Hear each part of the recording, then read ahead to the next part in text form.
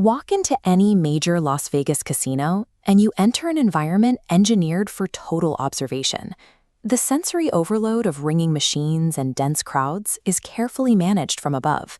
If you look up, the ceiling architecture hides a sprawling, invisible net of cameras, monitoring every inch of the floor.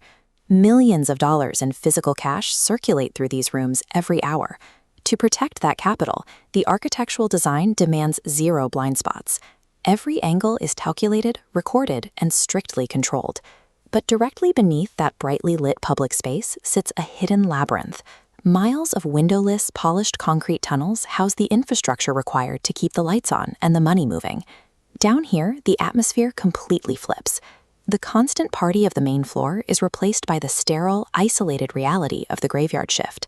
They badge through heavy security doors and spent their nights alone in locked cash rooms and empty utility corridors. The casino's massive infrastructure is built to be a flawless observer. But if these systems never blink, we have to look closely at what happens when they begin recording impossible anomalies directed entirely at the staff. The physical security routing in a casino is rigid. Take Marcus, an overnight employee tasked with moving cash between the floor and the counting room. His 2:40 a.m. route required him to scan his badge through 3 separate, heavily monitored security doors in a very specific sequence. One night, Marcus noticed a standard employee walking about 30 feet ahead of him. The worker wore a black uniform, a name badge, and carried a radio. They maintained the exact same pace, turning the corner just before Marcus could catch up. Marcus followed the worker into the final corridor leading to the counting room. But when he rounded the corner, the hallway was entirely empty. There were no side exits, no doors, just a concrete dead end. During shift change, Marcus reported the incident to the security supervisor.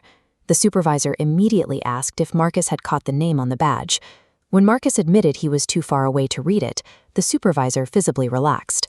3 years prior, an overnight worker had collapsed and died from sudden cardiac arrest in that exact hallway, moments after finishing his shift.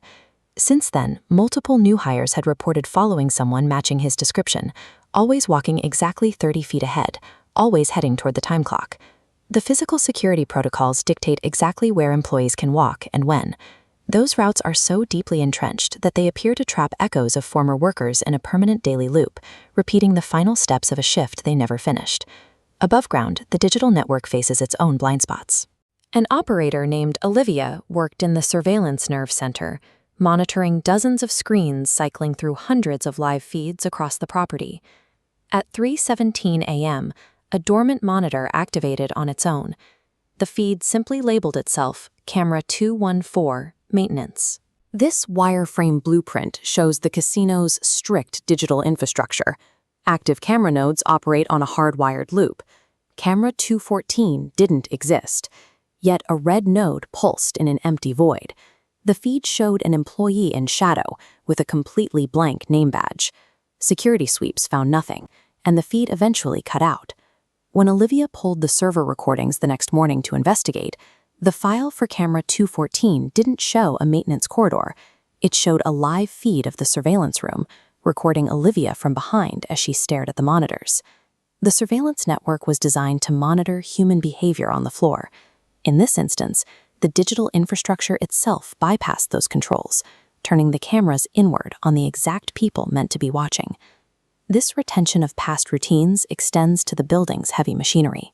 Daniel was an overnight technician who spent his shifts loading heavy equipment into the massive industrial freight elevators that service the basement levels. One evening, just as the heavy metal doors began to slide shut, a voice echoed down the hall, shouting, "Hold it!" Daniel slammed the manual open button, expecting another tech with a cart. No one appeared. He let go of the button, but a louder, more desperate shout of, "Hold it!" rang out. Then Daniel held the doors open for exactly 30 seconds, staring out into an entirely silent, pitch-black corridor. When he finally rode to the basement, his radio immediately cracked open. Security demanded to know why he had delayed the car. The digital log showed the door override, but when Daniel explained the shouting, management fell completely silent and refused to check the hallway cameras. Later that week, a senior technician quietly explained the silence. Years earlier, a massive power failure had trapped an overnight worker inside that specific elevator car. They did not survive the delay. The casino's machinery operates on strict physical parameters, moving thousands of pounds of equipment daily.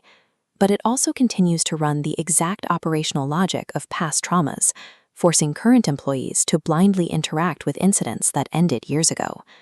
Casino architecture relies on manipulating time. The bright lights and constant noise of the public floor are engineered to make guests forget what time it is. But in the concrete tunnels beneath them, time seems to fold in on itself. The extreme rigidity of casino operations, the precise walking routes, the flawless camera grids, the scheduled mechanical loops, creates a closed environment. These systems are so strictly enforced that they act as a vacuum, capturing and repeating the daily routines of the employees who died working within them.